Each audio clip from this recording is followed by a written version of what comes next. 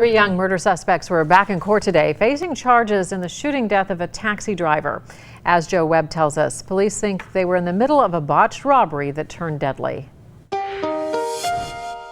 The three murder suspects, none of them old enough to legally buy a drink, appeared before Judge Karen Thomas in Campbell District Court Thursday afternoon. They'll have to wait until next month to find out if a grand jury will hear their cases. But today, police reports painted a much more detailed picture of the night David DePhillips was shot and killed. According to the police reports, 20-year-old Justin Russell is the suspected shooter.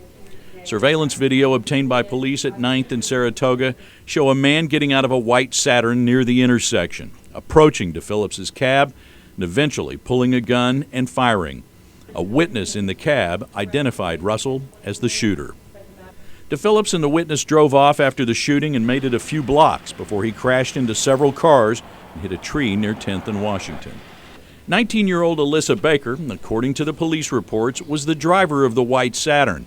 She admitted to witnessing the murder and knowing about the robbery plans.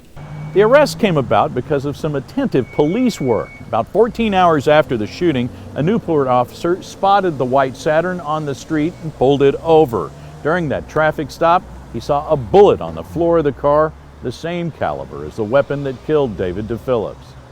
According to the police reports, 18-year-old Jarrett Aniss was in the white Saturn at the time of the shooting. Reports say he was also involved in the planning of the robbery. The original plan was to rob Aniss's father at 911 Saratoga, but somehow the deadly scenario unfolded. No robbery, but a murder. One man dead, and three young people's futures uncertain. In Newport, Joe Webb, Local 12 News.